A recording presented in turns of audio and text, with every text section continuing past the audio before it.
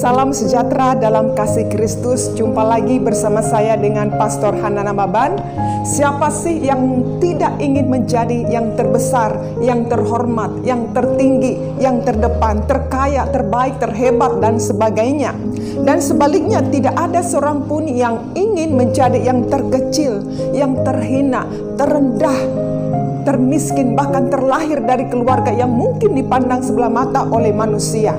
Ya, karena setiap manusia pada dasarnya ingin mendapat penghargaan dan penerimaan dari manusia lainnya. Saudaraku yang terkasih, kecil seringkali diidentikan dengan sesuatu yang lemah, dianggap tidak penting atau sederhana, dan tidak seorang pun ingin terlihat lemah atau kecil, bahkan tidak penting, saudara.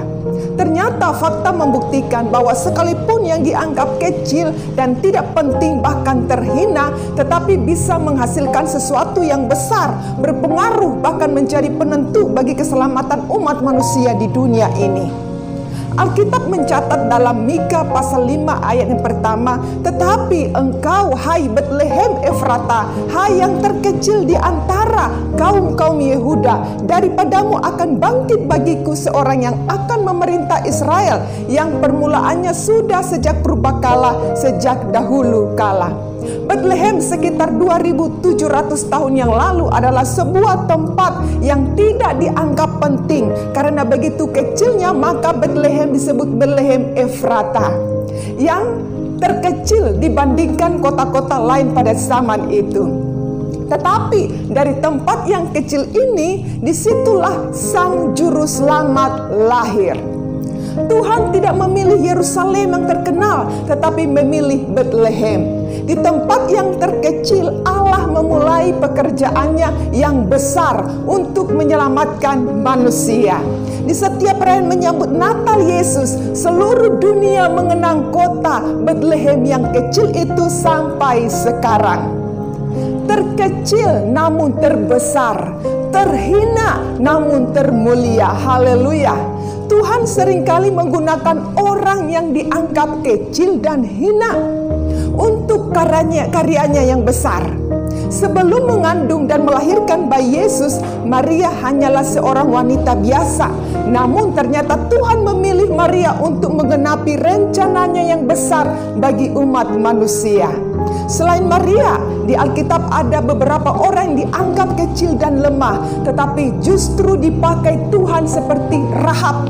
Rahab adalah seorang pelacur yang di kota Yeriko, kota yang ditaklukkan bangsa Israel. Selain dianggap sebagai wanita pelacur, Rahab juga bukan perempuan asli Israel. Dalam perjuangan merebut kota Yeriko, Yosua mengirim 2 pengintai ke Yeriko. Kedua pengintai tersebut disembunyikan Rahab di dalam rumahnya.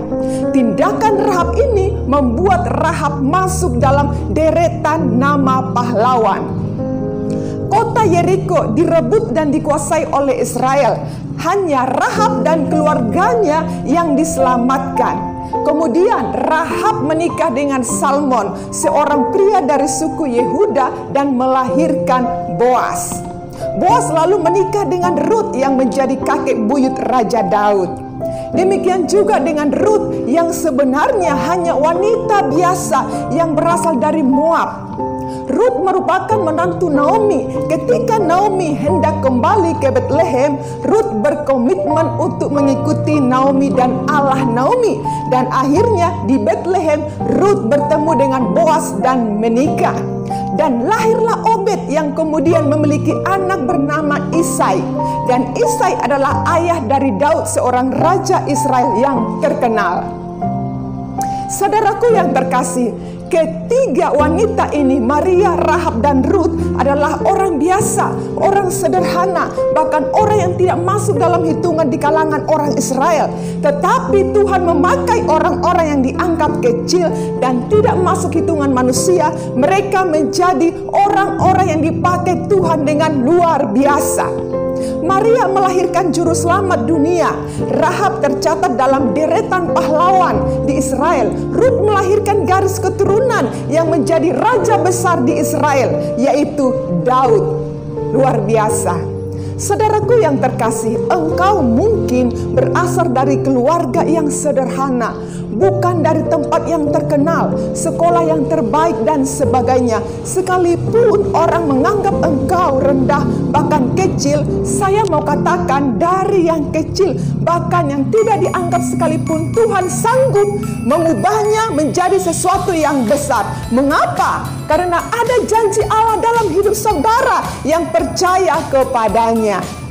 Saudaraku yang terkasih, yang terbesar di pemandangan Tuhan bukanlah mereka yang mempunyai kemampuan yang luar biasa, tapi mereka yang mau melayani, merendahkan hati, dan mau berkorban bagi Tuhan dan sesama. Menjadi hidup yang berdampak. Menjadi orang yang berdampak sangat ditentukan oleh kualitas hidupnya sendiri.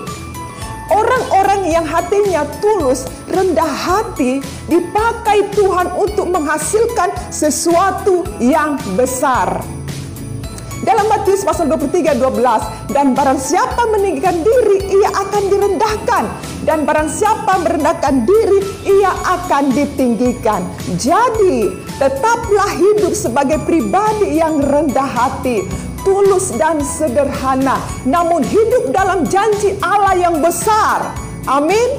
Kiranya damai sukacita Natal di tahun 2021 ini memenuhi setiap hati saudara dan saya. Tuhan Yesus memberkati.